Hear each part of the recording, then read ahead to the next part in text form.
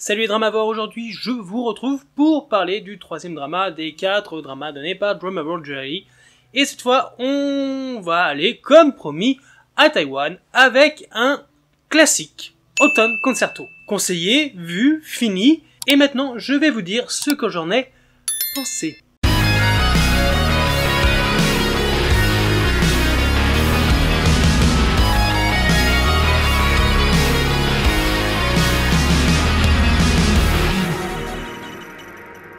Autumn Concerto, aussi connu sous le titre de Next Stop Happiness, est un drama de 2009, de 21 ou 34 épisodes selon la source, qui appartient au genre du drame et de la romance. Le drama nous raconte l'histoire de Mo Chen, une jeune fille sans le sou, et de sa rencontre avec Lan Guanzi, un riche étudiant égocentrique et passionné de hockey.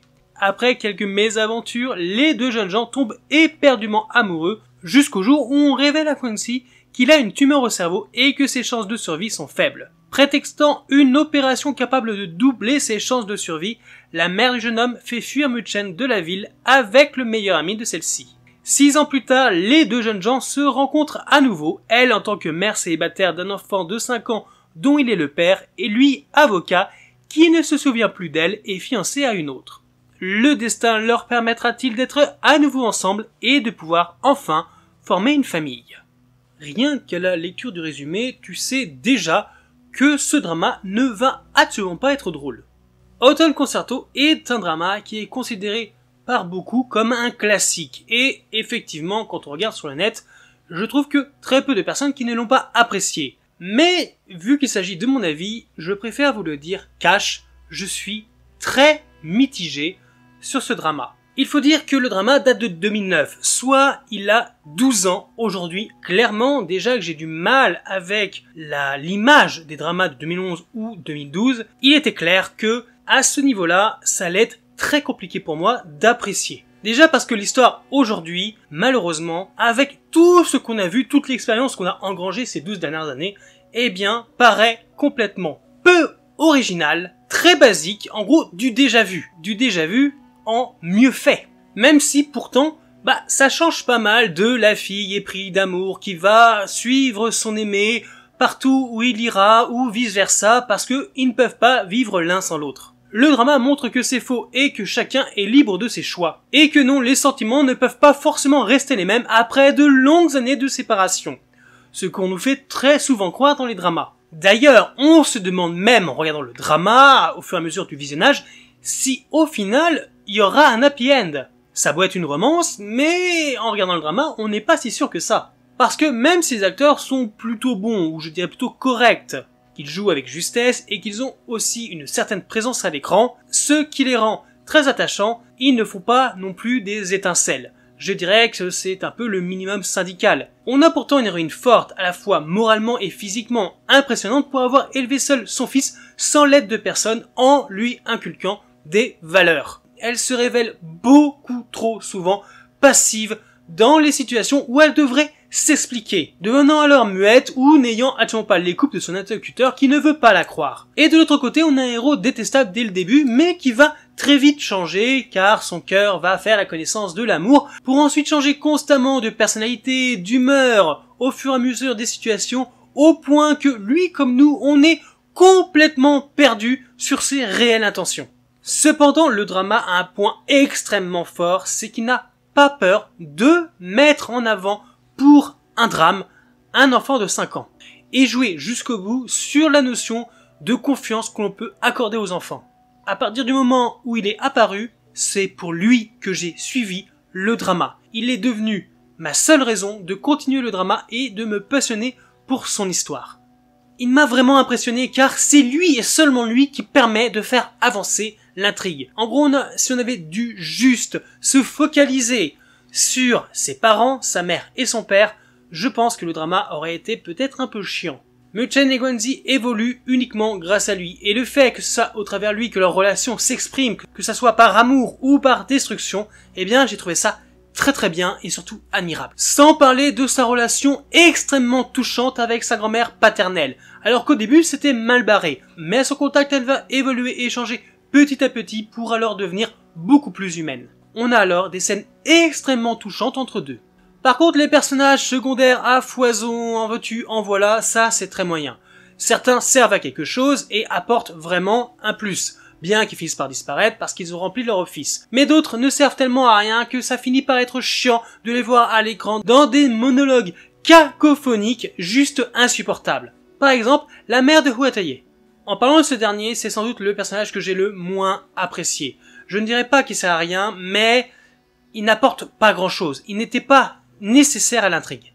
Parce que à part créer des tensions, des problèmes, des quiproquos, bah tu fais quoi sinon? Beaucoup de situations auraient pu très bien être réglées sans son intervention qui est toujours inutile. Et surtout, ça ne le regarde absolument pas. Mais bon, on a droit à un bon scénario qui aborde des thèmes qui sont malheureusement encore d'actualité aujourd'hui. Le drama te met face à des situations fortes, voire dérangeantes, dures, horribles. On parle quand même de stalking, d'agression sexuelle, de potentiellement viol. Sans oublier les jugements de valeur, les gens qui pensent mieux savoir que les autres comment ils doivent vivre leur vie, au point de faire des choix pour eux, ainsi que le manque de confiance envers autrui que tous les personnages explorent continuellement. En gros, tu te sens vraiment pas bien quand tu regardes tout ça, c'est quand même un peu dérangeant. Le titre de la vidéo n'est pas là pour rien. Quand je dis que l'héroïne a une vie de merde, ce n'est absolument pas un euphémisme.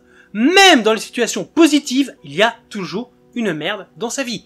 C'est hallucinant. Il y a quand même une sorte d'acharnement envers son personnage, hein, c'est fou. Le drama met en scène des personnages qui veulent se battre contre les maladies ou pour ce qui leur semble juste. Avec une héroïne qui est loin d'être une demoiselle en détresse, et un héros qui n'est absolument pas dépendant de son couple, ce qui fait que le drama est plutôt réaliste et surtout touchant. Et pourtant, les scénaristes ont été très souvent peu inspirés en tombant clairement dans de la facilité. Pour tout vous dire, dès le moment où on nous a annoncé que le héros avait une tumeur au cerveau, j'étais quasiment sûr du coup, opération avec option perte de mémoire. C'était visible à au moins milieu la ronde. Ce n'est absolument pas original. Ou encore avec les mentions de Muchen qui refont continuellement surface dès qu'il faut causer une situation difficile voire conflictuelle.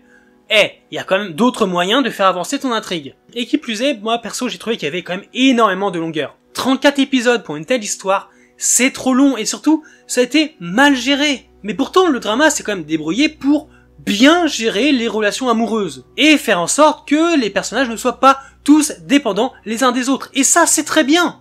Mais le problème, c'est que la fin remet tout en cause. Les producteurs ont sans doute voulu qu'un maximum de personnages aient une fin heureuse, bien que certaines fins heureuses pop comme par magie, sans vraie explication, sans qu'on nous amène les choses. Voilà, c'est un bon gros ta gueule c'est magique. Au final, cette morale ressort vraiment utopique et surtout fait tâche par rapport à tout ce qu'ils ont traversé.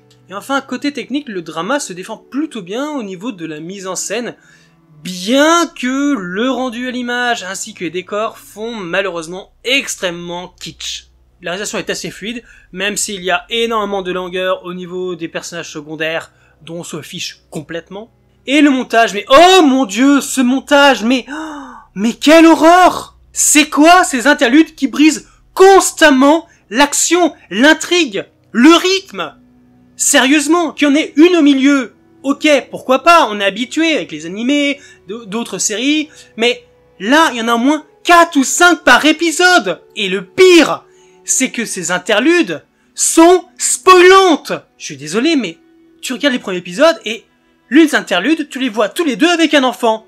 Ah bah merci, j'aurais aimé découvrir ça au fur et à mesure. Tu les vois tomber amoureux, juste tomber amoureux et tu sais déjà qu'ils vont avoir un enfant. Après, tu sais pas tout ce qui va se passer, mais déjà, tu sais qu'ils vont avoir un enfant. Un autre interlude, tu vas les voir avoir un dîner romantique autour d'une piscine, ou encore courir sous la pluie. Bah, je suis désolé, je trouve pas ça intéressant. Moi, ce que j'attends dans un drama, c'est que, en le regardant, le visuellement, même s'il me plaît pas forcément, mais j'attends d'être surpris.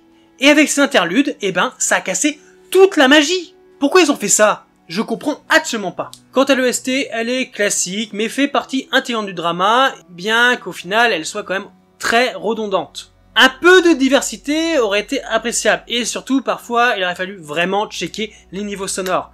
Parce que quand on a un dialogue avec des personnages et que la musique est super forte, c'est les personnages qu'on veut entendre, hein, c'est pas la musique à ce moment-là. Alors, en conclusion, vous allez me demander, l'ai-je aimé ou pas? Ben, honnêtement, je sais pas du tout. Je sais que c'est un drama qui fait partie des classiques, beaucoup appréciés. Et je ne dis pas que je ne l'ai pas apprécié. Mais je dirais plutôt qu'il y a des choses qui m'ont gêné. Et c'est pour cela que ça ne va pas me laisser un souvenir impérissable. Je suis content de l'avoir vu, je suis content que Drama World Diary me l'ait conseillé, mais j'aurais pas envie de le revoir pour les multiples raisons que j'ai citées plus haut. On a quand même des personnages et une intrigue sympatoche, correcte, malgré le fait qu'il y a quand même beaucoup trop de longueur inutile. On a des thèmes quand même durs, forts, mais traités, exploités de la bonne manière.